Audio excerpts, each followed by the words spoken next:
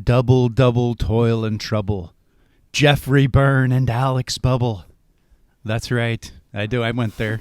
That's what we're doing. Well, we're not the Weird Sisters, though, but we are the Reel Weirdos. That's right. We've rebranded. How you guys doing today? I'm doing well. I hope everyone listening is doing well. Yeah, I'm really, really well. I am about to talk about a movie that I love quite dearly. Yeah, Jeff, this was your pick, so you want to tell us why you chose Macbeth 2015? Well, my favorite movie ever, and this is to some contention, is Romeo plus Juliet with Leonardo DiCaprio.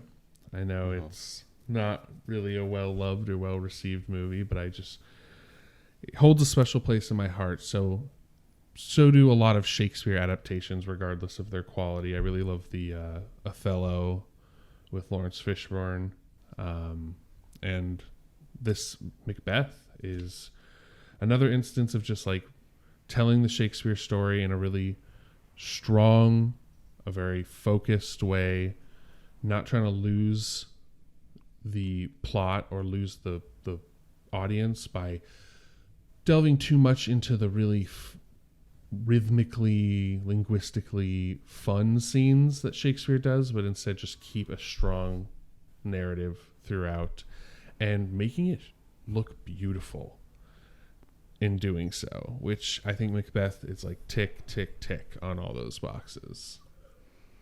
Yeah, it really stripped out anything that had any lightness whatsoever. There's definitely no double, double toil and trouble. Mm-hmm. Very serious. Yeah, so we'd seen this before, Jeff and I, but Alex, this was your first time watching it. It was, yeah. It had been on my radar for a little while, so I'm actually very glad that Jeff suggested it because it, kind of lit a fire under my butt, forced me to experience it, and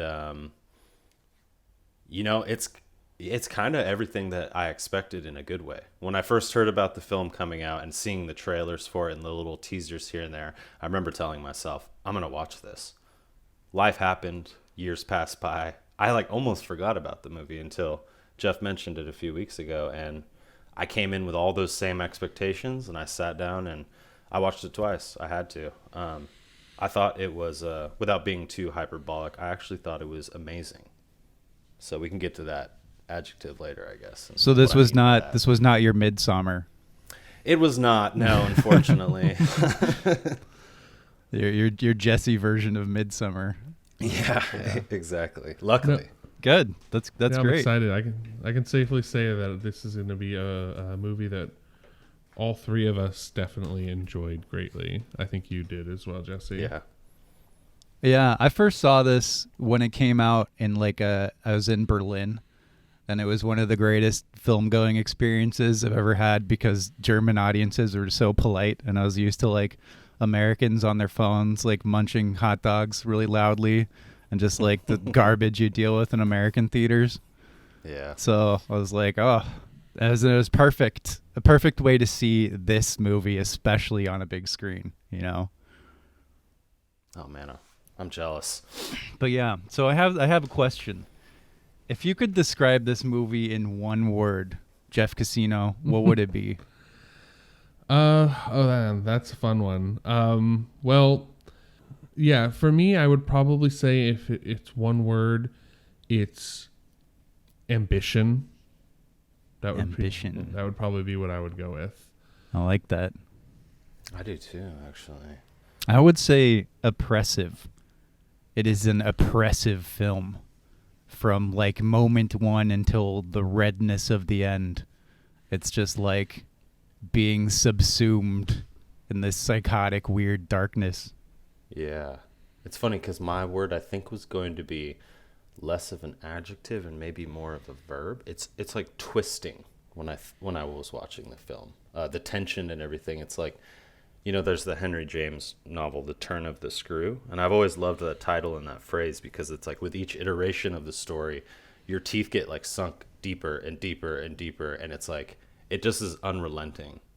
There's no reprieve ever. It's it starts and then it's just we're twisting into this kind of narrative of craziness, right? Yeah, I definitely agree. The story, the way that Kurzel tells the story is really, well, he's the director, but there's actually many screenplay writers that worked on this, which makes sense because of just the complexity of the narrative that it's based off of, and deciding. Wait. This is based off of something?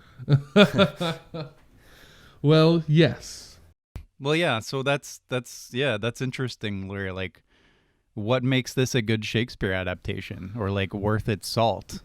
Because it does, like, besides cutting out all of the tacky, or not tacky, but like fun stuff, anything lighthearted, the movie does an inversion where it's like the evil of Lady Macbeth, how she continually goads him on, is instead transferred pretty early on to Macbeth himself, who like inhabits the villainous inertia. So like, why did they do this, and what does that do for the film? Yeah, well, so what you're touching on something is a really interesting argument in the Macbeth like sphere, especially in the Shakespeare sphere, but specifically with Macbeth, is that there are two camps. Well, there's multiple camps, but there's two main camps of people who they're also quite disjointed from one another. One's quite large and one's quite small, but the main camp of people who interpret this play is they see it and they go, okay, well, Lady Macbeth is the bad guy. And that's a fair assessment to make. She definitely does goad him on through the movie and through the play and through pretty much every adaptation. But there's a small kind of camp of people, which I kind of fall into, which I think that Lady Macbeth, while she does have a part to play in it, she is no more suggestible or suggestive to him than the three sisters or the four sisters in this movie, or any of his thanes that remained loyal to him to the end. Like, Fassbender takes on more of the villainous role in this, but in general, I actually love the way that this kind of split that between him, because it kind of falls along with that camp of people interpreting the play. It's like, well, she was a part of it, but not the whole thing. Yeah, they've both, I mean, in any adaptation, they both seem like villains to me, you know? Yeah.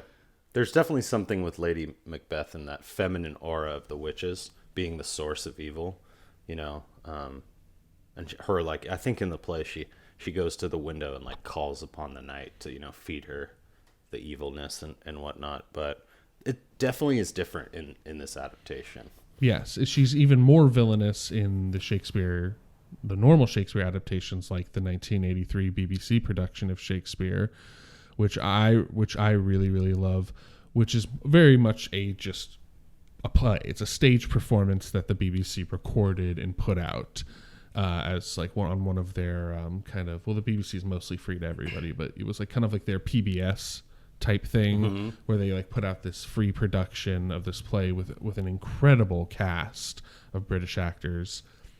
And, you know, they all have British accents. There's not like Scottish accents or anything, because it's more of a stage performance. But it's truly a great adaptation, and it takes the play word for word and does it scene for scene.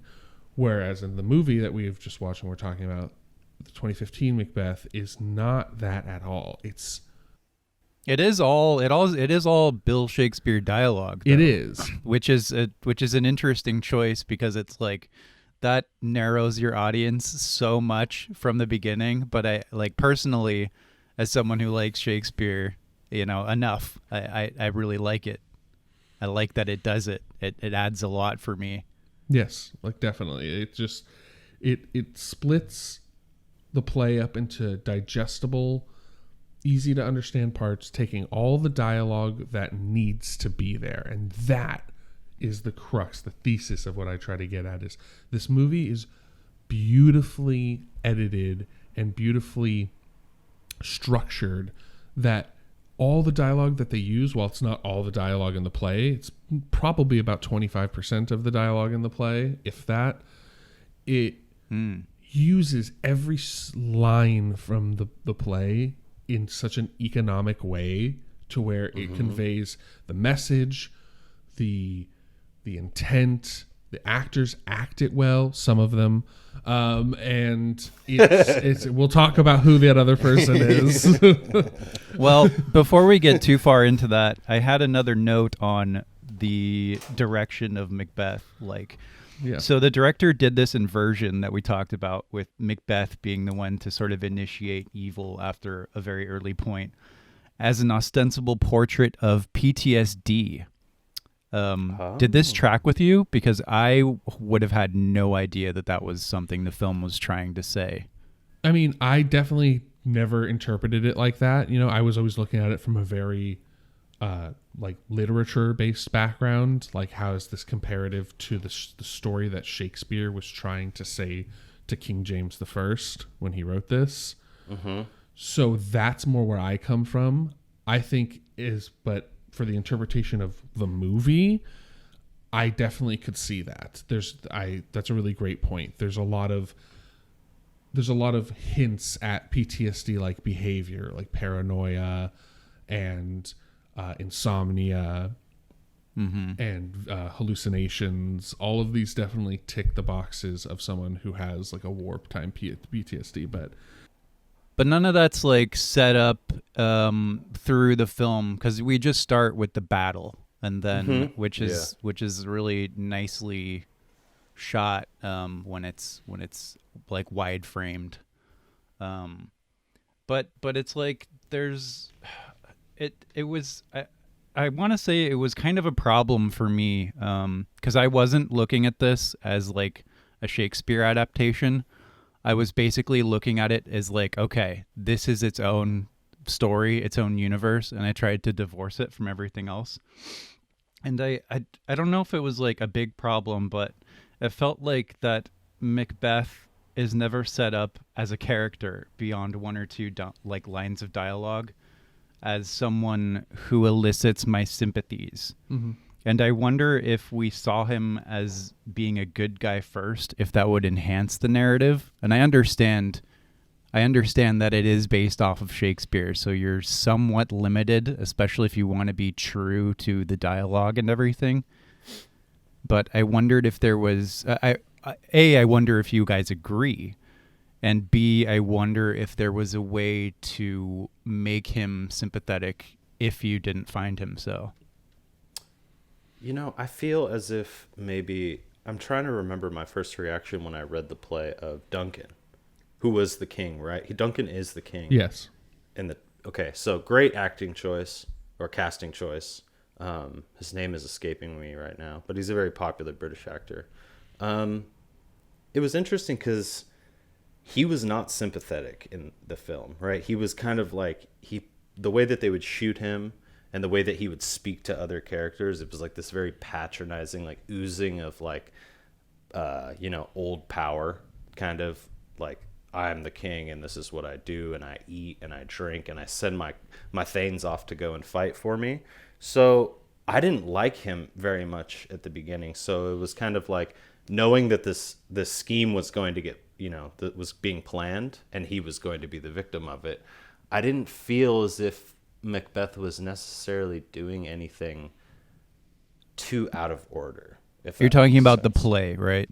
No, I'm talking about the film. The 2015 film. I thought that Duncan wasn't very redeeming, and I thought that the way that they showed him at the beginning, it was kind of like, it looked like Macbeth was like not very happy to be in his service, if that makes sense,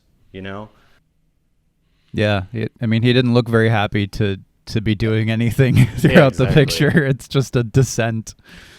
So that's what I mean, is that if we look at Macbeth from the beginning and look at him compared to Duncan in the film, in the play, I think I remember feeling like, well, this is your friend.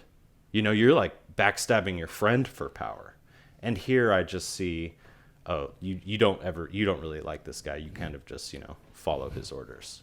Yeah, so I was like divorcing my understanding of any other adaptation or the source material. Like, who is this character that's on the screen?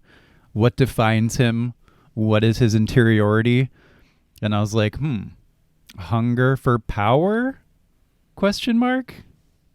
Yeah, ambition. That's why I really latched onto that word when you asked, because this movie highlights. There's many themes in Macbeth, but this movie's highlighting one of the more pronounced themes, which was kind of what Shakespeare was doing as a warning to King James I. Was, hey, this movie is about the dangers of ambitious men and how it can just take a little prodding in one direction or another to change the course of history. And, this play is about the English basically creating bonds with particular families in Scotland, thus leading to, the English having control over Scotland. Mm-hmm. And so, this is kind of a cautionary tale about that. And Macbeth, his motivations in the movie are just one of those many different ones, where he goes, okay, we're going to take that whole long thing and we're going to boil it down to ambition. This is an ambitious man. Go. And I agree with what you're saying, is that he doesn't have much set up as a character or as a villain. Really, he kind of starts in the villainous lane, or at least in the tired and depressed lane, and then just keeps descending from there. Whereas in the play, he's supposed to start as a really good man, and I like that choice, because it kind of it's almost like the screenwriters went for okay, well, we're going to use Shakespearean dialogue, so we're going to assume that the amount of people that are coming to this are fans of Shakespeare. So we're going to go just in on, who Macbeth is, needs no introduction. Here we go. This character. Proceed. Right. And I think they tried to lean on that a little too hard. It was good having, obviously this happens in the play, but I think it was really good having Banquo. The way that they had him, the direction of Banquo next to Macbeth and everything when they're hearing the prophecy. And then when it actually occurs, they have that little side look at each other. It's kind of like this thing where Banquo's like, yo, you're not actually gonna go through with all of this, right? He's looking at him just I know we were out in this field together, but this is kind of crazy, right? And Fassbender, his look, he does it so perfectly. He's just it's kind of sorry, the first part of the prophecy has already turned true, and now I'm just gonna roll with it. Yeah, the element of sort of lacking interiority would be a bigger problem in a different movie, but moving on a little bit to how this movie looks and feels, it's not that big of a problem, because this movie's it's like a macabre tone poem more so than a narrative. Sure. You know? Yeah. It's wild. And special note to whoever designed the soundtrack, which is just this misty, bagpipey, it's just so thoroughly Scottish. Yeah. and miserable. Exactly. It doesn't have that cheery Scottish William Wallace aspect, Yeah, the movie works so well, and a lot of it owes itself to the soundtrack, not to mention the visuals, which are probably the strongest part. Well, yeah, I agree. The kind of the melancholy, it also emphasizes Scottish weather that goes perfectly with it. It's very much the mist, the rain, the oppressive weather mixed with the oppressive music. It definitely keys in on oppressive, which I really like that you chose that as your word. But we can just dive right in basically to scene for not scene for scene, of course, but I kind of divided this movie when I was taking notes into 12 scenes, as if it were a play, 12 scene changes. And then I kind of focused in on what happened on those scenes, trying to get an idea of what were the cinematographer, or both of them, trying to get it across, what was the director trying to get across in that scene. And because that's very much how this movie to me is divided, is we can't tell the whole story of Macbeth, so we're going to give you these perfectly constructed scenes, and they're all going to link together to tell the story nicely, but they are going to be independent in the way they're shot, the angles, and it's each scene is an art piece. And then we're all right, but all by the same artist. So we're just all right, here's the next set in that piece, at least to me. Yeah, curation is the word I think of when I think of this movie, right? The idea of like being able to appreciate the curator of a museum. You're not just appreciating the art, but you appreciate whoever was putting these pieces of art up in the hallway as you walk down the hallway in this sequential kind of, journey through paintings or something like that. So I think that, that's a really good point, that like you split the movie up into scenes, not only because it's obviously a play, it's based on a play, but you split it up into scenes and you really get to see surgically where the editing and the removal and the insertion was done by the people who curated it, right? And that's what, like Jesse was saying, I think that's what you got to do when you look at Shakespeare adaptations. Why does this even exist,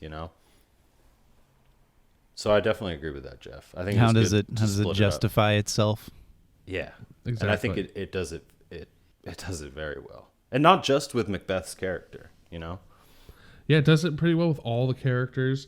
So I mean, Yeah. if we dive right in, I titled scene 1 called The Heath, and it's the battle scene, and I kind of took particular lines that I felt stood out for this scene. So I'll kind of throw those out if they make sense to what we're talking about. But you have the Give us your best dramatic reading. I'll try my best. So you have I want you to sound regal and British. Oh, you mean Scottish? So first of all, yes. the Scottish accents in this movie are, for the most part, pretty great. I think a lot of these people are Scottish actors, like Fassbender. But I think that people who are even putting on the accents, except, and we'll get to that, Lady Macbeth, Cotillard. I don't know how to spell Cotillard. Cotillard. French. Okay, Yeah. yeah. And she just Not kept her French Cotillard. accent.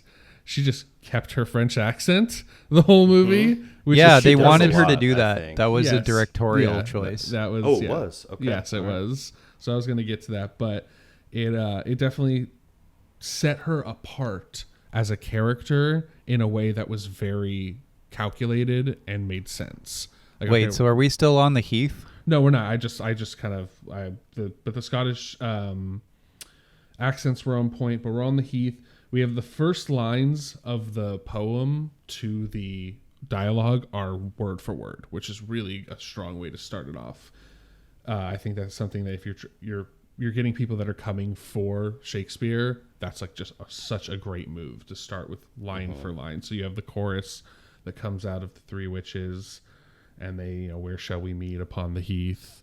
And I think that's just such an interesting choice to do 4 witches instead of 3 witches, which I think they added a witch, but I get what they were doing. They were trying to show this like life cycle of a woman with the witches, and so they added an extra witch. I thought that was interesting. I don't know if you guys picked up on that. I did not, but now I can like see it so solidly in my head now that you said it. I like that. Yeah, I like that. I like that reading. I did a little bit of poking around as to why they did this, and I think like he just really liked the young actress, so he was like, "Screw it, let's have 4." But I like your reading better, Jeff, because it has a reason behind it. Yeah.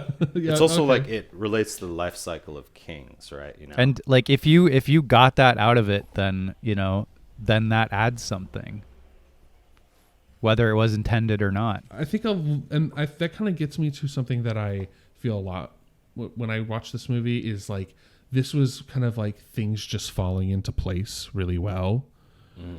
Like, because if you look at Justin Kurzel's filmography, he did the Assassin's Creed movie. He did Assassin's Creed. he did. He's done so bad. He's done some movies that aren't so great. So it's really interesting to me that he created such an incredible movie. It's almost like how much of it was the cinematographer, how much was it with the screenwriters, how much was his actual directorial influence. I want to believe it's a lot, but because you guys have not seen Assassin's Creed. I have. I don't remember it overly well, but I do remember telling a friend right after I saw it, this is exactly how not to shoot and edit an action scene. Like I would probably rate the movie about a 2 out of 10 overall. But that especially jumped out at me. Was it visually pleasing? Not like this one, maybe. It doesn't like come from the mist of my mind as being Got it. particularly noteworthy or good looking. It also indulged, I think, I can't say for sure, but one of the things I noticed, because I was looking at the way that Kurzel was shooting things in this movie, something that jumped out at me was when Fleance is escaping through the woods, the camera is shaky cam incarnate, which I hate, and I think it did it a little bit in the beginning action scene. There's a little bit of over editing when it's not having these like gorgeous like wide takes, which is where the movie works best. And continuous to that, and probably the biggest detraction in this movie for me, is they had like borderline shaky cam or like wandering drunk camera during dialogue scenes. Which is like, don't do that. Don't do that. Lock your camera down. Yeah. Like, we're not bored here. This isn't a Michael Bay thing. You don't have to have the camera endlessly moving. It's like, why are we having the perspective of somebody who's like falling over when we're having a close-up of Marion Cotillard? Like, stop it. Got it. Maybe that's just a personal thing. But it's like, I definitely agree with that. There are some camera choices and some kind of stylistic action choices that are very representative of someone with Kurzel's filmography. It's, like we're going, just kind of bringing us back to the scene on the Heath. It's very interesting. He does the slow-mo well. I'm just going to put that out here right now. Okay, I generally am not a fan of slow-mo. I don't really think it adds much to a movie. What about when Zack Snyder does it? Definitely nothing in the DC universe, but I just don't really find it adds much. But I think the slow-mo in this movie is done well. It doesn't. I still don't feel it really adds much, but it does set some really great wide shots. Like when the two armies are first clashing and they're running, and then it kind of cuts to the slow-mo and like the swords are like coming down really slowly. It almost looks like a painting of two armies clashing. They do the slow-mo where they almost freeze things in frame instead of just like a bullet time type of slow-mo. It's very much like, okay, how about we just freeze this little scene? It feels classy. It doesn't feel like, the sequel to 300 or something. It feels like it does feels feel good. classy. Yeah. Yeah, so the scene on the Heath, they start with the fight scene. The play starts with a fight scene off stage. So we're actually seeing that scene that you never actually see in the play. You just start with Duncan. We start with the witches. Then you start with Duncan getting the news of Macbeth's victory. A lot like Throne of Blood did it, where it was like all the different messengers coming in and being like, Lord, Lord, Lord. Except it's just one messenger. And they talk about that. They kind of do that in this movie, but they kind of switch up the scene. But we start with the fight scene, which I think is good to bring in people who are maybe skeptical, like friends of Shakespeare fans that were coming to the movie with them and like, well, I actually like this movie. And then they're like, all right, cool. We have this really strong fight scene in the beginning. So I think that was a good choice to start with that. But if you're not a fan of Shakespeare, the dialogue might lose you pretty quickly. That's true. You're like, what? Minimal. What's happening? And we also start with like a scene that doesn't exist with the burying of their child, of the baby on the Heath. So that was something that never actually happens in the play, but it gives context. I love that little dimension. Yeah, it gives context to the motivations of these characters. These are parents who are either barren at this point or just their children are getting the pox and not surviving. So that was a good addition. And most of the additions or taking away of a scene in this movie are done so well. They're like, yes, that's a perfect scene to leave in. That's a perfect scene to take out because it just doesn't add anything to the narrative of a movie and not a stage performance. So I love that. And then we're talking color palette. It's got a very cool palette on the Heath with blues, blacks, and grays. Oh my God, you feel cold and miserable just Yeah. watching this movie. Yeah, Yeah. it's just it emphasizes the dirt, the ground. I love how dirty the actors are after, like just the mix of blood and dirt. I don't know. The shanty tents, even with their decorous like banners. I was like expecting, the classic British regal halls and palaces and things like that, which you get to later. But I loved this like aspect of being out in the misty sea air in like these tents that you set up.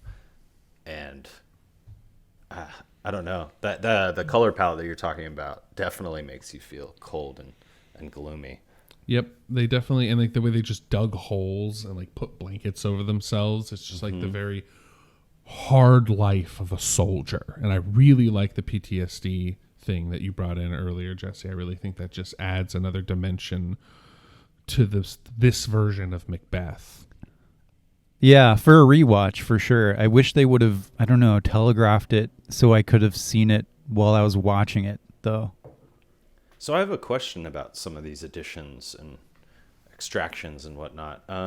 First off, I don't remember in the play when Lady Macbeth is first, scheming, and she's telling Macbeth all of this stuff.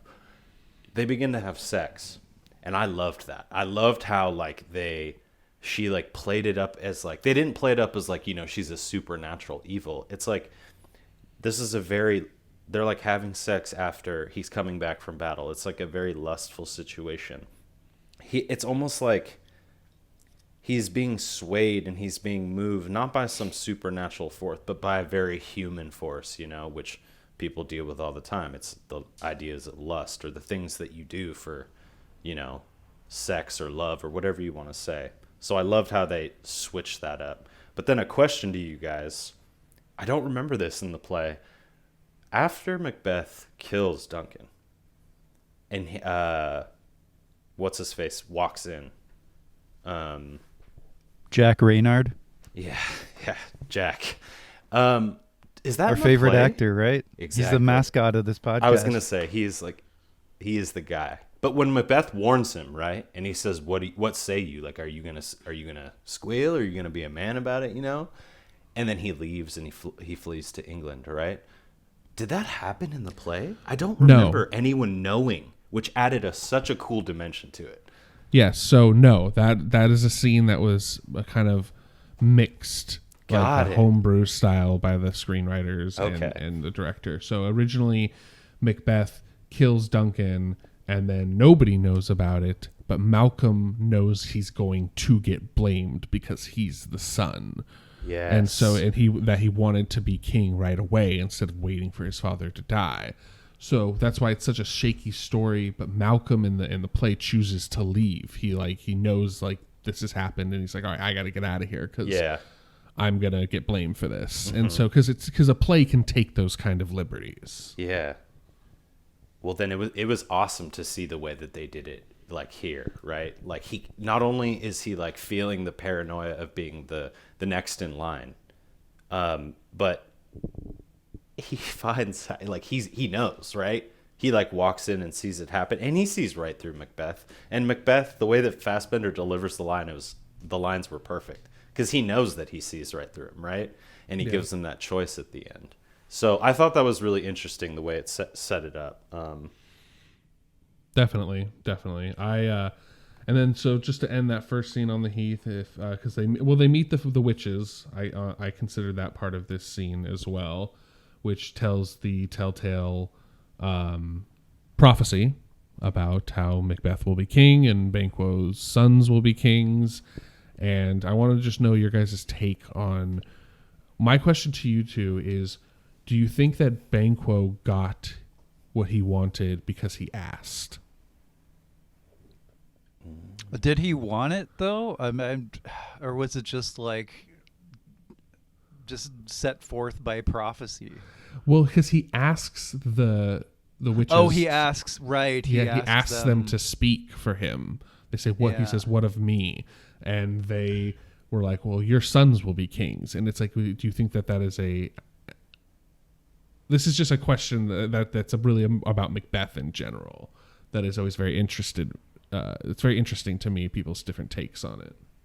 because it brings up the question of like, are they actually foretelling the future, or are they guiding events through like this manipulative nature?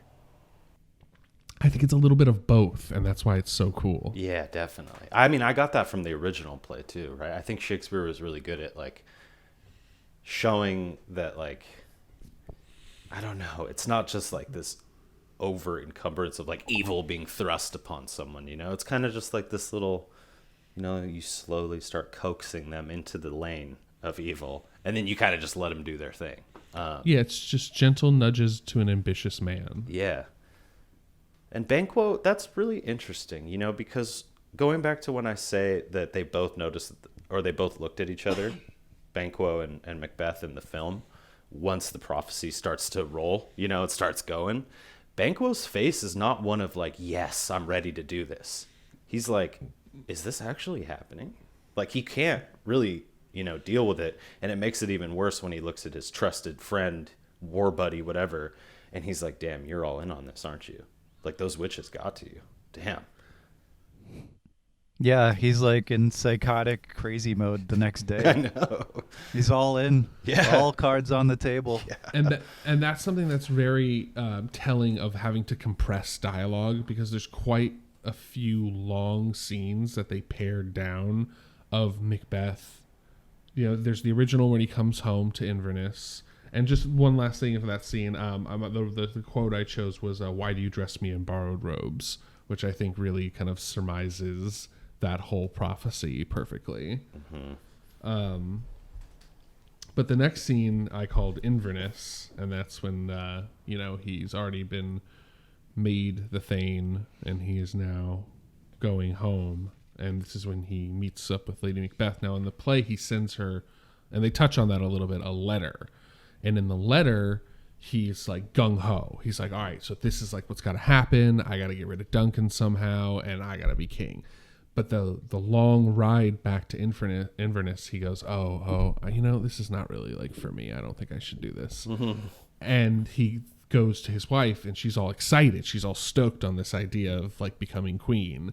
And then he's like, you know, I've kind of wavered. And that's when they have that big speech. And it's interesting that you liked that sex scene, because I didn't like it. I felt like there was a few like forced sexual encounters in this movie. While they made sense for the movie, I'm like, yeah, but that, like, the scene is, that's not the connotation of the scene. So it kind of I mean, like when he shoves his hand down her pants? Yeah, that's it. When he's king, yeah, much later. And actually made a note of that. Apparently that was improv. Ooh. Oh. Yeah. Wild, right? Mr. Fassbender. I mean, that's only Fassbender can't get a Me Too for that. I was going to say. Cancel Fassbender. Yeah, and then there's a great juxtaposition between the first two scenes, because when they're on the battlefield in the heath, it's a lot of wide static shots. I better make sure that's accurate, by the way. If I'm not transposing that. Because I watched a movie where Johnny Depp did that to somebody recently, too, called The Libertine. Oh, yeah. Okay. Oh, boy. Sorry. I'll report back. Yeah, Continue, we'll please. fact check. Anyway, I just thought it was a great juxtaposition between the wide static shots of the heath, and then everything was very tight close-ups when they were in Inverness, when they were talking. And this movie does that. It plays with depth so well in its shots, where it's tight up on the actors when they're having their monologues, or when they're really conveying the emotion to the camera, which I thought was such an interesting choice, because they wanted to make it look like a movie and not a play, whereas if you shot everything pretty wide and flat, it would look more like a play. And I just think that was such a great, just like, kind of directorial choice to be like, okay, we shot everything wide, now let's tighten it up so tight, and now the claustrophobia hits. It's like the only time that you were able to breathe was on the heath, and then ever since you get the prophecy, everything's tight and claustrophobic, just like the stress that's kind of tightening around Macbeth. At least that's how I interpreted it. All right, I'm vindicated. That was correct. Got it. Okay, good. I had to make sure. You don't want to just like throw out that kind of slander. Oh man. And then there was a fun little choice of this that it's the same dagger he gave to the young boy that he kind of like had a father figure thing for that died on the battlefield. That's the same dagger he stabs Duncan with. So I kind of liked that choice. I have a note about the Duncan stabbing sequence because he was it comical to anybody else when we keep cutting back to Macbeth and he stabs Duncan like 47 times? Because it doesn't show the knife going in that much, but we keep cutting to him and it looks like he's like sawing a log or something. And I laughed.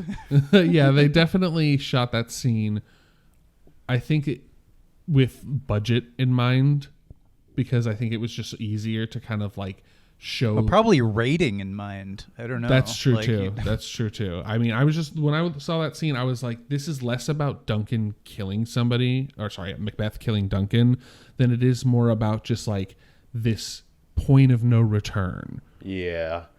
And it was like supposed to be really more focused on Macbeth. Like let's turn the camera around. The killing is insignificant. He is now committed double treason because he's killed someone that he is host to, and he killed his liege lord. So there's like a double level of kind of disrespect there. That's not really like kind of. Well, maybe the liege lord insulted his pancakes off screen or something. Maybe he had a really good reason that we're just not privy to.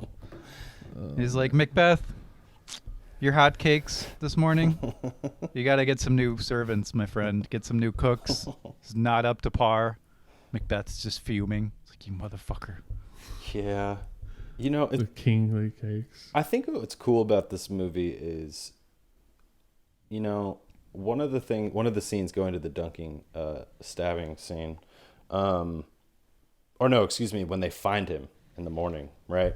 Yeah. And Macduff's like, you know, ring the alarm bells and everything. I love that scene. That's such a good scene. Macduff is great. He's my favorite character. The best. Yeah, he's my favorite character. Yeah. As well. That's great. I like how he's all of our favorites. Oh, no way. Okay, cool. So it's not Jack Reynard though. No, it's not. And it's like Macduff is like, that's kind of the thing is Macduff, when people have conversations about the play, it's like the real hero of the story is Macduff. By the way, if people aren't privy to the joke here, Jack Reynard was our favorite character last week in Midsummer, where we relentlessly made fun of him. Yeah, he plays Malcolm in this movie. We're kind of diving through the Jack Reynard cinematic universe, which is interesting. Yeah. Luckily, he only has like 2 lines of dialogue. Yeah. But even in that, I joked to you guys the other day that when we talked about this very briefly, that he gave the same performance as Fleance.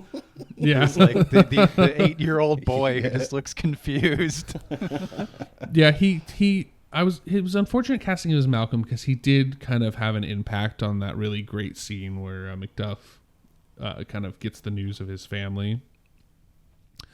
To me, like it lessened that scene a little bit because just he's the only other person that doesn't have a Scottish accent that wasn't on purpose. Mm-hmm. But do you think you noticed it because we just watched Midsummer? Like, Absolutely. Do you think you would have noticed it? I wouldn't. I don't think. Like, it definitely wasn't terrible. I think it was just like my idea of him being transposed from my recent Midsummer. Mm-hmm. I was like, oh, it's that guy. And so I just saw the Christian character and I was like, oh, yeah, definitely. God. There would be no way that I could go into this film after seeing Midsommar without bringing some of that over. If I had just seen the film without knowing who he was, he would have just passed through my mind as some just generic, you know, actor that they had chosen. Yeah, which he did the first time. Same. I I've seen had this no movie memory. many times before this, and it was like, oh, okay, cool. Like, that's just like a character, a person they cast. And then after seeing Midsummer, I was like, I don't know. I had a kind of sour taste in my mouth for his performance. You know, I will say this film actually is going back to what you said, Jeff, about Macduff being the hero. I never got that when I was reading the plays, either when I was doing it for myself or, you know, if I was being taught in like a class or having a discussion. But this movie, this film, and that scene where he's waiting and hears about what happens to his family, that scene for some reason really like set in stone. Okay, yeah, he is the hero of this movie. Yeah, well, it's definitely true, and he definitely, acted that scene probably the strongest of any other character's performance in the movie. I thought that was the strongest performance, was his reaction to his children dying. I will say Michael Fassbender is a great actor. He's stellar. All of his stuff that he does, I think, is really great. But in this movie... Especially Assassin's Creed. In this movie, though, it's like he didn't even really... He was good the whole time. I want to put that out there. But like you said, something about that performance from Macduff was just like... I don't know. Fassbender... Because it had a core of humanity to it that you felt.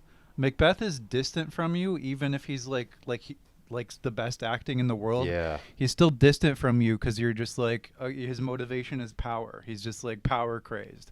There's no like core there that's relatable. Yeah. Except like thematically, but Macduff, it's like he murdered my fucking children and my wife and everybody. Yeah. Like that is powerful. Yeah. Fassbender and Macbeth, it was kind of like you said, like this, especially when he puts on the robes of the kingly robes, the kind of like white, like goldish things. I was like, you just do not feel like, I can't identify with you at all. But when he's in his little black smock after fighting and he's all dirty and everything, that's a little more relatable. But then once he puts on the outfit, it's just all. Yeah, there are a few glimmers of him not being a complete asshole in the first like 10 minutes, but then after that it's like we're in full darkness mode here. It's so funny, like I'm loving this because I'm loving your guys' interpretation so much. We're skipping ahead, so I have to jump around to that, but are you talking about like the hotcakes thing? No, I'm not talking about the hotcakes thing. I'll never be talking about the hotcakes thing. If we're talking about Shakespeare, I'm going to be talking about Shakespeare. Because I'm so excited to talk about it with other people. I want to point out that once he's made king, there's an actual visual representation of like Heavy is the head that holds the crown. He's always filmed low on the floor, like as if the weight of his very like robes and crown lay upon him uncomfortably and heavy. He can't stand with them unless he's like forced to. He's either sitting on the throne or kind of crumpled up on the ground, or tracing things with his dagger. When he's getting ready for battle and they're all like just huddled in the main room of the castle and just like kind of praying, and he's like squatting and the robes are upon him heavy.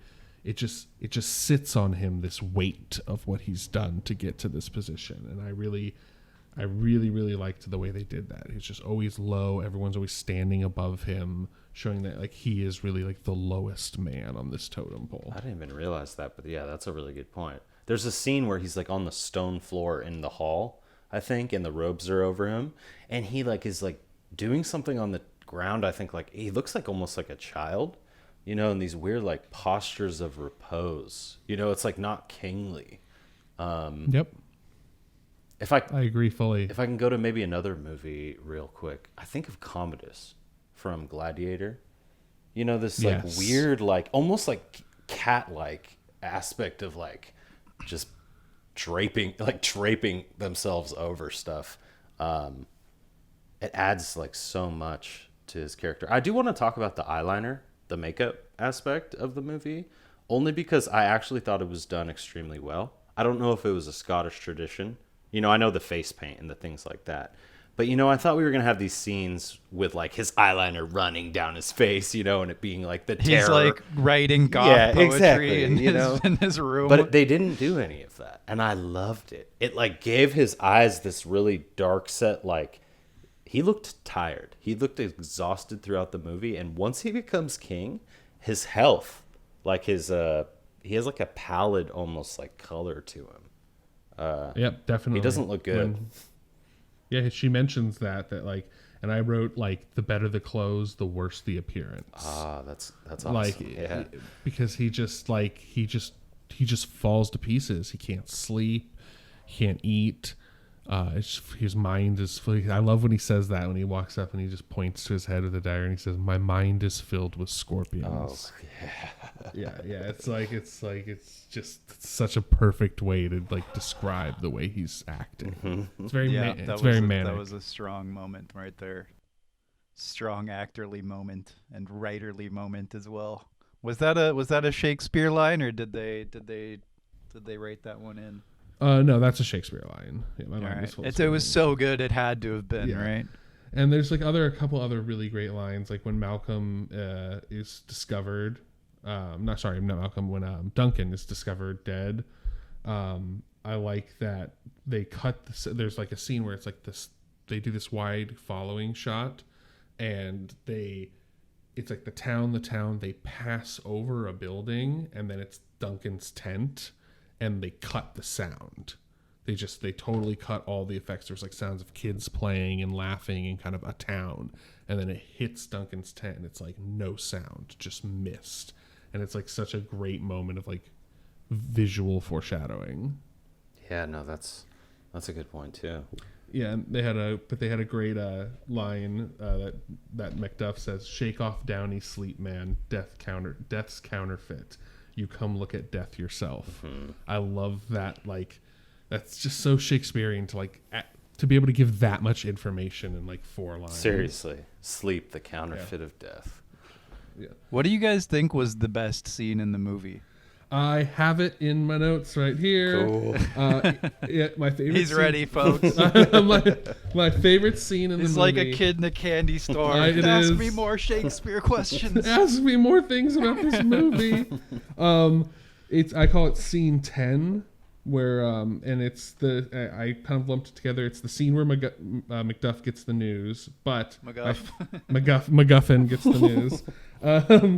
But no, my favorite scene in the movie is when Lady Macbeth heads back to Inverness to the church, and she has her moment of kind of realization of what she's done, because she's been kind of holding it together the whole movie. Damage control, yeah. And it's finally got to her, because she's like, my husband is insane. Yeah. He burned a woman and her children in front of me. Like, I've lost him. He's gone. And like, you can tell when he sees the weird sisters again, he comes back and he's like, no more shall like the course of my mind affect the course of my hand. And it was like basically like, no, I'm not going to sit on anything. Yeah, and then Michael Fassbender just read those lines beautifully, where he's like, he walks over to the armoire and grabs something, and he's like, kill his wife, his babes, and everything like that, just like so matter of fact. But burn his hotcakes. Yeah, burn his hotcakes. He'll never Mine are the best in the land. He'll never have good hotcakes. Man, I love that. No, Sorry. Oh, go ahead. My favorite, but my actual favorite scene is when she's in the church and she's just apologizing, basically, saying like, "Out, damn spot." Like, you know, all the perfumes of Arabia will not get this smell out. Yeah. She's seeing like the blood on her hands is stained there forever. Hell is murky. Will these hands ne'er be clean? Like, she's just realizing at this moment, like, we're lost. This is it. Yeah, in the play, it's like when she's doing that, when I think of it, it's like you're still a guilty person just trying to do anything to cover what you've done. But in this movie, you are accepting that you are basically truly fucked. Like, yeah. Well, in the movie, she's done the sleepwalking, and got it. 2 of Macbeth's thanes that are like, I think it's Lennox and I can't remember the other one's name, but the priest and one of the thanes are kind of talking out in the hallway, and she stumbles out and she's sleepwalking, and she's like mimicking, trying to wash her hands over and over again. And she says, you know, out damn spot. And like, they hear that and they're like, oh, Macbeth killed the king. That's obvious now. And then that's when he really gets like damned as a tyrant. Yep. But yeah, so it's that's my favorite scene. That's a good explanation of your favorite scene. Yeah, she's just sitting there talking to the pox-ridden child, and like, that was a great little like hallucination, and that was it. Yeah, that's definitely my favorite scene. What about you guys? Alex, you got one? Yeah, I do actually. I didn't need to write this one down because both times watching through, it just stuck with me, and it actually goes to one of the scenes that Jeff was just speaking of, the burning of Macduff's family. Yes. I loved how they didn't show like the I love the implication, right? I love the implication and the implied aspect of this movie in so many ways, but especially in this scene, you had this tension of like, oh my God, is he actually going to do this? Even knowing that he's going to do it, right? You see Lady Macbeth's face and she's like, whoa, everyone's face. The whole town is there watching, and they're like, oh my God, I can't believe this is like, we are doing this right now. Then it cuts and it pans out to the ocean, I believe, the cliff sides, and slowly goes back in, and you just barely start to see little flecks of embers and things like that. And you're like, okay, you lit it, And I don't know why I loved that aspect. I will say there's a lot about nature in this movie, like wind and sea and mist and fog and things like that they're doing something. He took his Kurosawa lessons well. Yeah. Yeah, it definitely really implies like the kind of stark, depressing, melancholy beauty that is the Scottish Highlands. And then when, of course, I would say it's really hard, but when Macduff says, my tongue is in my sword, that scene at the end when they duke it out, I think he says something about my tongue is in my sword. Like, I don't need to say anything to you. My words are in my sword. Got it. Yeah. Yeah. I love that scene. And speaking of the burning scene, just on that is the first time that the word tyrant is spoken in the movie, which I thought was a really interesting choice, because this movie, the theme is about basically beware ambitious men, beware tyrants. Mm-hmm. And this is the first use of the word tyrant, and it was just being spoken by Lady Macduff was I think a really great stylistic choice. It's funny. Yeah. So Sorry, go ahead, Alex. I was just gonna say, when you say beware of ambitious men, or beware of tyrants, it's almost funny because it's like, is the message to people to be afraid of ambitious men, or is the message to ambitious men like, hey, be wary of yourself because you're on the cusp of tyranny, I don't know if they need to be mutually exclusive. Yeah, it's a message to good men. Got it. That's great. To like Banquo, right? Or to Macbeth. Yes. Yeah. Yeah, it's a message to good men of beware ambitious men. It's also a message to good kings, good leaders. Like, you're a good king. Like, Duncan is revered. They say that. They say that, like, if I kill him, like, angels will cry. Like, this is like, this would be a horrible decision, not because he's my king, but also he's just a good man. Yeah. And so that's kind of the theme, is like, beware, good men need to beware ambitious men. Got it.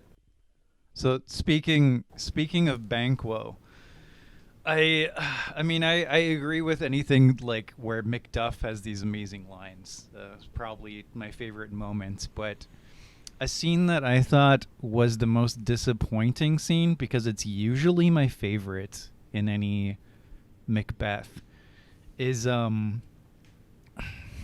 when Banquo shows up.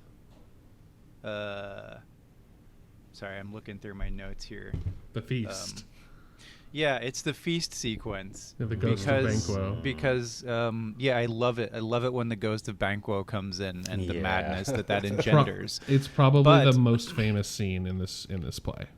But in this one, if you're just looking at it within the logic of the movie, the assassins come in, and Macbeth chides the assassin for not killing Fleance, as everyone else is silent and literally right behind him. Right? It's like there's no way that people didn't hear him say all of this. And I was just like thrown out of the scene. Even Lady Macbeth speaking to him in that scene when she was doing the PR damage control, I was like, what is happening? I was like, how are people not hearing this? It doesn't make any sense. That's like you're just admitting your crimes to everybody because they can hear you clearly by the framing. I think that what we're seeing here is one of the biggest disconnects between the play and the movie, which is interesting to have it be done on such an important scene as this one. But they really wanted... It's almost like I felt like they were really excited to do this scene. And so because of that, they kind of rushed it a little bit. And all you had to do was move him 20 feet away and it'd be fine. But there's a little bit of like that kind of implied, like, you know, in a play where it says like aside in parentheses. I think that's kind of what they're trying to do, is like nobody can hear them because it's like an aside. But in movie form, it does very much kind of, it kind of just puts all their dirty laundry out immediately. That's what I'm saying. That's what I'm saying in the context. That's what I'm saying in the context of the movie. Like because it's like, it's something I can forgive because it's like, yeah, I get it. I get what you're saying, Jeff, you know? But within the movie, I was like, this is dumb. Everyone can hear you. It's true. It was an interesting choice to make by not just like pulling him to the middle of the room and having like an actual like pull out conversation with him. But it's just kind of what they went with because he's like a loony. And like, they're like, oh, well, at this point, I think maybe what they were trying to do with that scene instead was convey that like, this is how scared people are of him, where they can let like stand there while he kind of basically confesses his crimes and not make a movement except Macduff, who's like like, I'm done. Like I'm out. Done listening to this fucking fool. Yeah. And he just like and it's like, even though that was a great scene and Fassbender acted it beautifully, the actor, his name's Sean Harris, who played Macduff, he just, the way he leaves is so powerful. Like the way he just walks out and like just with his chest held high, his head, like his chin down, just like woman in tow. Yeah, it was just like, I get it. He's done. We won't see him again. And he didn't even need to speak. Yeah, and it was just so great. Such great physical acting. But that's your favorite scene because they didn't do it right? No, that's the scene I wanted to highlight because it's usually my favorite in any adaptation. It's my favorite in the Kurosawa one, Throne of Blood. It's my favorite in the play. Yeah, it's like the most intense. It's supposed to be like and one of the it was climactic weird scenes. how they bungled it. Yeah, I agree. Me. Yeah. Some of the scenes did seem muted, right? Scenes that I was prepped for, that I would like be licking my lips, you know, being like, "Ooh, this is the shake. This is the part that I've been waiting to see how they do it." But I actually do. Half of me does appreciate that because it pulled up other moments and it like emphasized other moments for me that I never really touched on before. That made it a cool and a very interesting story. And again, I just go back to this idea, the relationship between Banquo and Macbeth, especially when they're listening to the prophecy, just the difference in their visage and their face, you know, and the way that they react. I loved how they emphasized some of those scenes. But one of the scenes I thought was kind of muted was, you know, my lord, the queen is dead. That like pretty famous scene. I was like, Well, they wrapped it up. They meshed two scenes there. Oh, they did? Okay. Okay. Yeah, the death of Lady Macbeth was an interesting choice because I see what they wanted to do. So when he killed Duncan, he was wearing black robes. He was wearing black tunic, and Duncan was in white. When he picks up his wife, she's in a white gown, and he's in black tunic. So it's like this idea that like he is the perpetrator of not only Duncan's death, but his wife's death. Like, these deaths are his fault. He murdered her the same as he murdered Duncan. And I really like the way they kind of brought a little bit of that back to that scene. But in the play, he's kind of commiserating with his like leftover things, and he's plotting the downfall of Macduff.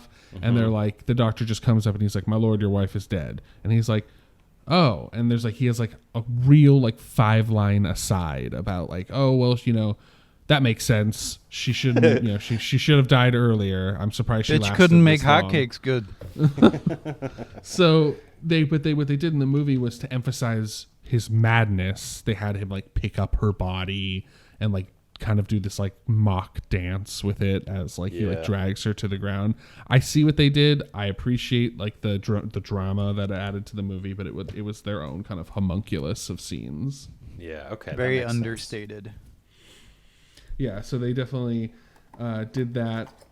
Interestingly, when he sees the weird sisters again, you know, then we get the famous, you know, "No man of woman born," or "None of woman born," depending on how you interpret the line. That's one of the more famous lines. You know, the Forest of Dunsinane. That was an interesting choice as we kind of near the scene. I liked that. I liked that a lot. Yeah, I like That it a was lot dope. for a movie because in the story they just pluck branches from the trees and they kind of mosey, and it looks like with all these soldiers that the forest is moving. Very nice, like in a play, but in a movie that would look very silly and campy. That would be like some Monty Python shit. A bunch of like English soldiers, no mist, just walking with sprigs. Just running. Just keep running. Like, it would have been such a silly choice. So I really like how like they interpret it as they're gonna burn the forest down and the cinders are gonna bring it to Dunsinane. I was like, that's dope. It also just allowed it to have this really amazing look at the end. Oh yeah. Where it's like not only is everything just like red, this piercing omnipresent red, but the mistiness, and it's like not only is it just amazing to look at, but it's like thematically on point, right? Like everything is burning at this point. Like this is the end, and you're just shrouded in the mist of whatever, whether it's like your own just psychosis or desires run amok. Like it's all burned at this point.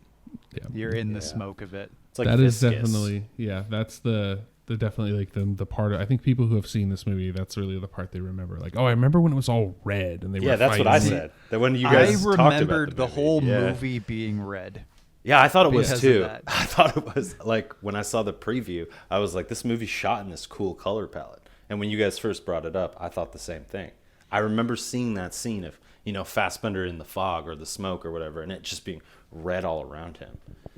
And being like, ooh, okay. That's definitely like just a scene that's shot so well and so beautifully. I mean, there's a part where like he's walking up to Macduff, or I believe he's walking up just to the first soldier he kills, and they light him from the back, and they turn the camera to his face, and he looks like a black silhouette that they just like imposed over it. Like he has no features anymore, and it's just like it was such just this beautiful. It was very Kurosawa, like we were meet with in Throne of Blood when Lady Macbeth or Lady Whatever her name is. Yeah. She walks into the darkness and disappears, and then comes around and walks back out. That was just like a very Kurosawa type shot, and I really, really loved that shot. And yeah, the whole fight was beautifully choreographed between Macduff and Macbeth. Banquo? No, between Macduff and Macbeth, they that was just like good fight choreography in general. Like it felt real. They were kind of doing these like little cuts and like scrapes instead of like cling, cling, cling, final blow. Yeah, exactly. I like the idea of, I guess a lot of medieval fighting had a lot of it to do with like thrusting and stabbing, right? It's like more of like, we're not going to just bang swords together. It's like, I'm going to try and find the weaknesses in your armor, and I'm going to shove my sword into it unless you do something, to prevent me, which makes for a much more like crazy fight, much more or less like choreographed. I had a question for you guys I don't know if we're getting all the way or going all the way, but it seems like, we're doing the movie in little bits and pieces out of order.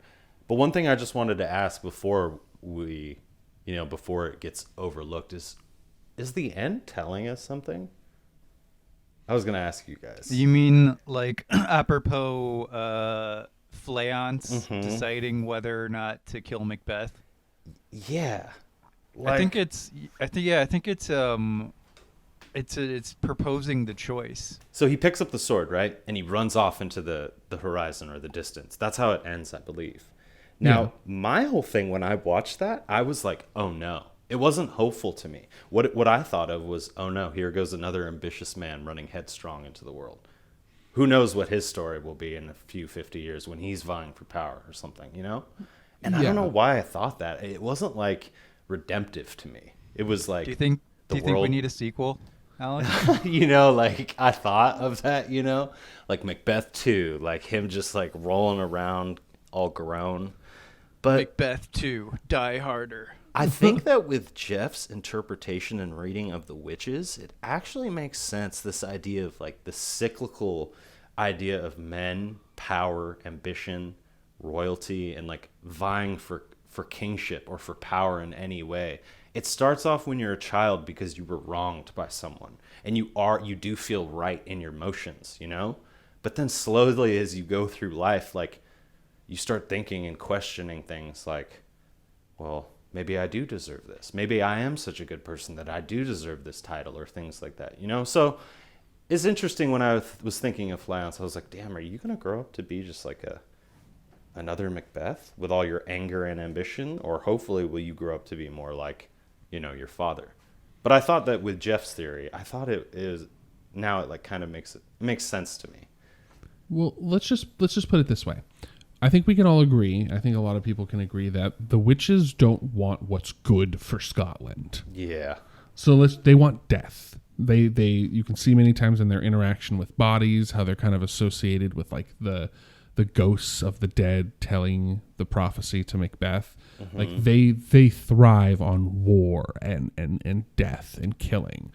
So we can kind of come to that assumption. There's also a lot of Shakespearean scholars agree that Macbeth was supposed to be a sequel. That Shakespeare definitely had a sequel in mind, or at least was playing around with the idea when he wrote the ending. It is the shortest play, right? Are you saying Macbeth itself is a sequel, or No. that he wanted to plan a sequel? He wanted to plan a sequel for Macbeth, because Macbeth was one of his more unsuccessful plays. It only got famous 7 years after his death. And so he wanted, you could tell there's a little bit of that because it ends in a very cliffhanger style fashion. You know, you have Flayance, who was promised by the Weird Sisters to be king, who goes off with the sword of Macbeth, of the fallen king, of the tyrant king. And at the same time, you have that scene with Jack Reynard pulling out the king's sword, Duncan's sword. Yeah. And, I remember that. And so it's like these two warriors that are going to have to cross paths. And obviously the witches don't want the line of Duncan on the throne. And maybe because he'll bring stability to Scotland and no more civil war. So yeah, you're right. It's not supposed to be. It's supposed to be like, oh shit, more war is coming. Yeah, that's what I thought. You know, I was like, oh God, here we go again. You know, especially with that color palette, it's the kind of red. telling. Yeah. Unfortunately, we'll never know. We'll never know how Kurzel and his team of writers would interpret it, because this movie made about $8 at the box office. Oh, yeah, it was not well received. By critics, though, I think it was, wasn't it? Yeah, no, people liked it that saw it. It's just like your general audience is not interested in seeing Shakespeare. They want to watch Transformers 9, The Rise of Bumblebee. Yeah. You know? Yeah, exactly. Yeah, but I think, you know, like there's beyond what I think we've really hit the nail on the head when it comes to what the movie's trying to say apropos to the play. But there are still some really great scenes. So, I mean, what are just some scenes that you guys really enjoyed just in general, like stylistically, or... We haven't talked about it, but I loved Banquo's death scene with his son in the forest. Yeah. I think it was cool. Why? Because I hated how it was shot. So I hated the shot, but like looking at it thematically, I liked the idea of being in this forest of living and being in this forest of very like natural things. I don't know why, because the whole movie seems like it's shot on like the plains of Scotland, right? Or on wide open cliffs. And I think that's one of the only scenes that I remember them being out in nature and being surrounded by like vibrance and life. And so as Banquo falls down, right, and you see him fall down, and the camera does that weird thing where it's like looking at his face and his son is running off. This idea of all this vegetation and like fertility of life in the forest was like, it meant something to me, because it was like, for what you pass like now and you don't get like your instant gratification like Macbeth did, you will have this forest and this legacy of kings. So I thought that scene was cool. Yeah, I mean, I agree with you that I agree with Jesse that it was the worst shot scene in the movie by far, but it needed to be in there because the whole like Flayance flee. Yeah. Like that's a very like kind of memorable line. And yeah, it's easy. Just don't shake your camera violently. Yeah, there's no reason to do it. Especially with how well they shot static scenes in this. Yeah. It was like, it looks great. I don't know why move away. Yeah. the static shots in the dinner scene, you know, when he's going nuts, and even when he's learning the news of his wife, some of the scenes where he's crumpled on the floor, they just place that camera in like the perfect spot in the corner of the room, and they let the light fall down, and they just let the actors kind of act, and they intersperse little close-ups. But they play with light so beautifully in this movie. Like lots of candles, lots of flickering light, lots of natural light. Like there's a lot of scenes in the castle where you're just getting the light that's streaming in from the windows, and it's much more like just somber and empty feeling. And then the scenes where they play with like natural firelight, there's just a lot of flickering, and it like dances with the shadows and gives people really like more sinister edges. I don't know, it's just the lighting in this movie is so well done and so natural. Yeah. Almost all of it is impeccable, and then just those few moments like really they're so noticeable because everything else looks so good, you know. It's true. Yeah. But I had a couple comedy questions for you guys. all right. So who would have ruined the movie in the Macbeth role besides Jack Reynard? What if you had so like many. 1995 Mel Gibson Braveheart in this role? Was that 1995? I can't think remember. I'm thinking Lethal Weapon almost too.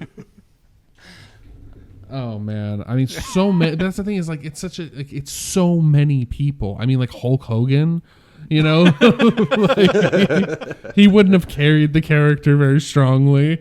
But I mean, as far as like conventional actor, I don't know. Like, don't give this movie. Maybe Christian You don't Slater. even need to answer it. It's just a funny, Maybe stupid question. Yeah, like 'Cause it's exactly like- something like it's that. so Like Corey specific. Feldman. Yeah, It's working. Corey. It's working so well that it's Corey hard to picture Feldman. anyone else. Like it's easier to answer like who would have done it really well, like probably James McAvoy or Cumberbatch. someone like that. Any of the X-Men actors, right? You know, McAvoy would actually be a very interesting choice. I actually like him a lot. I've seen a lot Yeah, of his movies. he's been Macbeth on the stage. Oh, I did not know that. Okay. Yeah. So, my other comedy question is is this film is directed by Roland Emmerich. How does it change? Oh God. Well, for one, every character would be the comedic relief Yeah. instead of nobody. Banquo would constantly be like the guy who's like, you know, not until the fat lady sings, whipping out the cigars and everything while they're doing their whole get to the Harry Connick Jr. role, I guess. Would he be like? Would you recast Banquo as like a wisecracking black guy? Yeah, you know, with like, give me some influence now, and he just whips out whatever scripture he has. Basically, let's just make it into Hard Rain, right? Like, Right. but yeah, no, I mean, I was thinking you were asking about actor switching within the movie. Like, what if Fassbender was Macduff Oh. and Harris was Macbeth? You know, man, I love the what scar if Marion on his face. Cotillard was Banquo? Oh, I wanted to ask, what did you guys think? So you guys were saying something about her accent and how it was intentional. Was that kind of supposed to be like this, you know, foreign influence aspect of like evil or something? Is that why they had her do it? I think just like an amount of separation and exoticism. I don't think there was an element of like evil or darkness intended from it, at least from the root of the choice. No, that makes sense though. That exotic kind of. She does have a very strong accent, right? That herself, like when she acts in other films. So maybe it was just difficult for her. I'm not quite sure. It's you think they retconned that? They're like, she can't do it, so we'll just say it was a choice. Entirely possible. I think that was probably what they were going to do for Jack Rayner if he had any more lines in the movie, because his Scottish accent was abysmal. It was like, I'd rather her just speak in her normal accent and just have me, because I don't think it interrupts anything, but I'd rather that than someone who like switches their accent on and off throughout a movie. No, it's like, yeah. Jack Rayner's accent, like when he gives Macduff the information, it's so poorly done. It goes from like Glaswegian to Edinburgh very very quickly. And he just flips back and forth between like British and then rolling like, the R's every once in a while. And he's an American actor, so I get it. Yeah, you know, yeah. it's like I get where he's coming from, but there's still, I don't know. I think they would have retconned him as well if they thought, and he would just speak in his Colorado accent. I had Scotty vibes from Star Trek pretty much every time he would speak, right? Yeah. So, no, I think, I think overall, I'm really glad that, like, I watched the movie. It's hard to knock the storyline, right? Because it's like, okay, you're adapting this off of one of the greatest playwrights of all time. Or I mean, you could greatest butcher playwright. it though. When you're doing a thing where you're picking and choosing like this, they did a really good job of like choosing what supported the tone that they wanted to go for. Exactly. It was so efficient.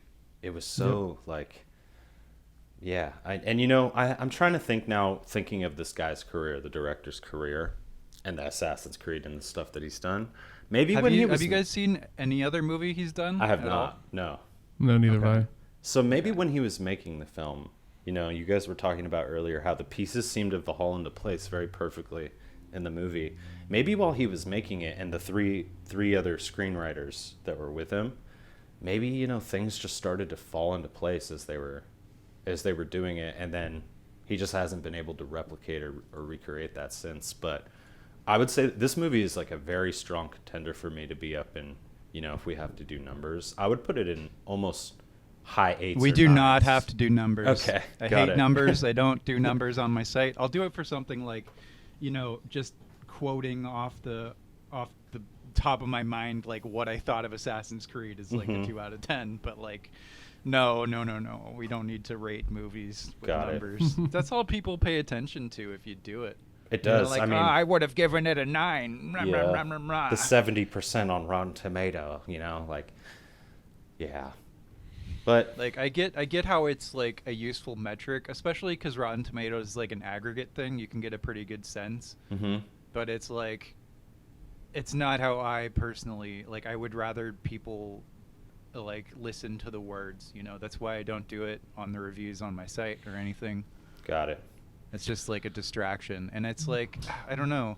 It feels bad to do it as well. Yeah, it does. Even if you really liked a movie, like very few movies I would put in a 10 category, even if they don't have flaws. It's just so strange. It does make me feel bad about comparing the later movies when I'm like assigned a number to one movie, but then I see another movie and I'm like, well, how can I justify the discrepancy in that? When you don't need to. That's not what, I guess it's not like a mathematical thing. But I would say that this movie, as far as like being a Shakespeare adaptation, I feel like people try to get too clever sometimes with it. Like you have the trope of like, oh, this is actually a high school drama, but it's based on this play, or like trying to shroud it in something that it's not. And I really appreciate just the bare bones. Like, no, I'm doing Shakespeare here. And it's going to be Shakespeare, but I thought he just did it incredibly well. And visually, like you guys said, visuals is the best part of the movie, the color palette and everything for me, and those long shots. Yeah, it tells you a story without having to really give you all of the dialogue of Macbeth, and that is truly where it excels the most and makes it different than an average Shakespeare adaptation is. It has people that know the source material, know what in the source material is worth saying and what is worth not saying. And that is so difficult to do with Shakespeare. And I just think they did it beautifully. Yeah, it's great scenes, great acting, great filmmaking when it is great. Some shaky cam stuff. Don't let your camera be held by a drunk man when it's just flat dialogue scenes. Agreed. Yeah, definitely. But like, yeah, great movie. 9 out of 10. Exactly. And I had a question. It's just like, what if there were to make a sequel of Macbeth? Like, what would the title be? And like, you can go anywhere. Like I heard, like Jesse did Macbeth Die Harder. Well, that's the greatest sequel name of all time, isn't it? Isn't it? Like Die Hard 2, Die Harder. It's like wonderful. I mean, it's pretty amazing as far as like ridiculous movie like sub names go. Like, Would it be like Macbeth 2 Revengeance? Macbeth 2, it happened again. I mean, maybe, the forest has come. Something like that. Yeah, something like that. Well, we have to know what the movie's about. That's the thing. Yeah, I mean, what's the plot here?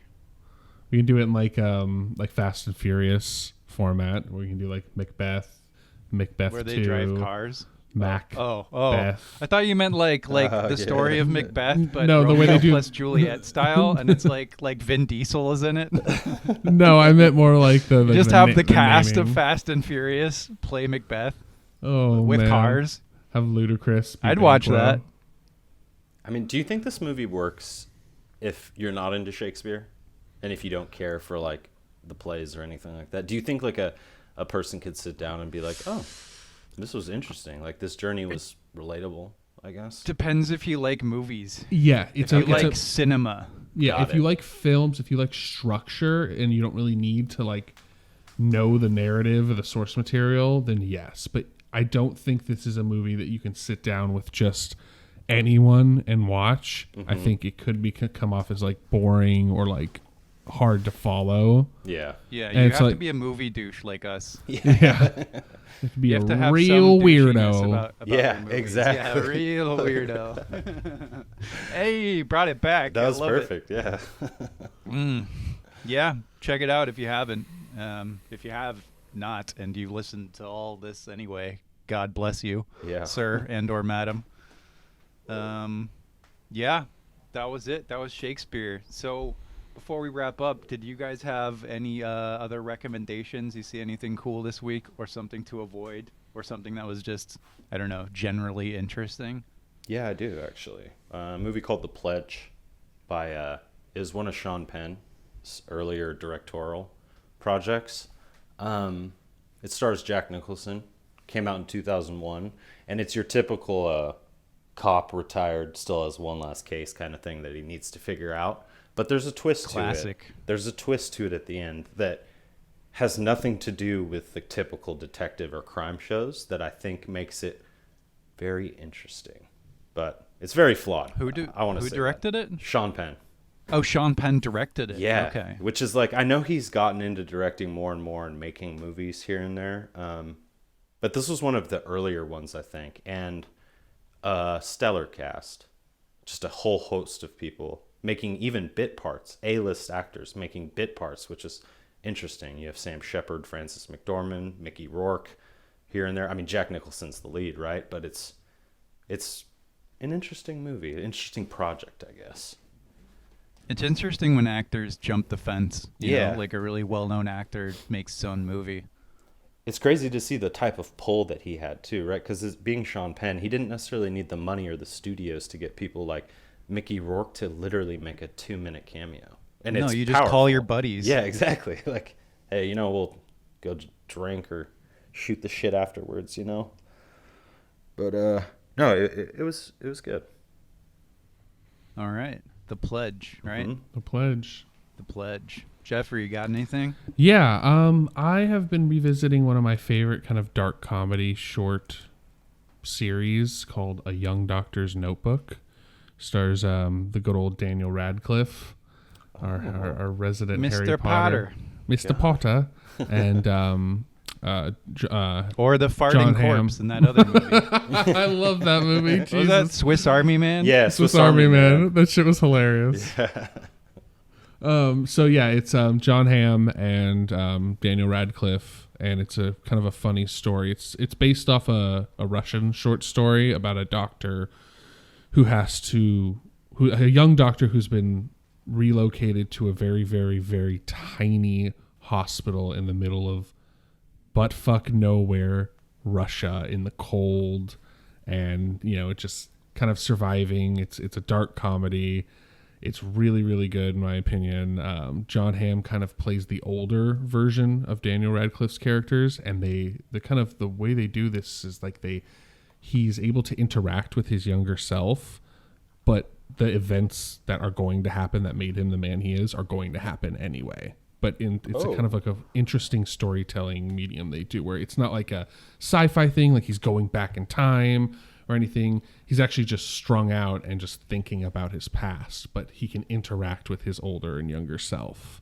And it's very interestingly done, and great characters, great actors, very funny. So yeah, Young Doctor's Notebook, highly recommend. I love that. Interesting description. concept. Yeah, definitely.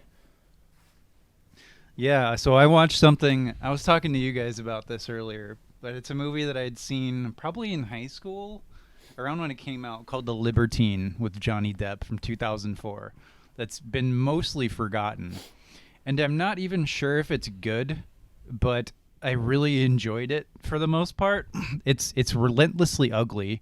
He plays the Earl of Rochester, who is a libertine. He's just like a poet who just fucks everybody and drinks wine and like hates the world. And Johnny Depp, like the dialogue is quite often like borderline Shakespearean. It's very play-like, very theatrical, and really well done when it is well done. It's the best part of it is Johnny Depp just being this sex symbol serpent in like Victorian England, and just like hating everything. And like I said, the movie is relentlessly ugly, though. It looks like it's covered in poison yellow mist the whole movie. Like the makeup, like the whole feeling of London is just disgusting in this film. And it's a very debauched and raunchy movie as well. Like, in addition to that, it doesn't really pull punches. But that being said, it's not a masterpiece either. Like, it has problems. The third act falls apart. And the movie doesn't really know finally what it's about. But having the core of this character is just like the kind of character that I tend to gravitate to. This like really intelligent, like but like drunk and like I don't know, just like debonair, is so dashing in a weird way. So it's a very weird movie. I don't think like most people are gonna enjoy it, but if it sounds like you might, then maybe you're a real weirdo too. And yeah, I think that's it for today, gents. We've gone almost 2 hours talking about Macbeth and hotcakes, and all kinds of glorious stuff. It was an hour and a half. Well deserved. Not too bad. There was a lot well to talk deserved. about in the film. I thought it was great. Yeah. So next week we're gonna do The Holy Mountain, which is my choice. I can't wait to see what this will be, because this movie is like a nonstop experimental, just a freak show essentially. And it might just be me describing the movie and these guys being like, yeah, that was weird. I mean, we'll see. We will see. So we'll have to see. But, yeah. Thanks for listening, everybody. Thanks, everyone. And welcome. Welcome to the Real Weirdos. Exactly. We shall return. Return.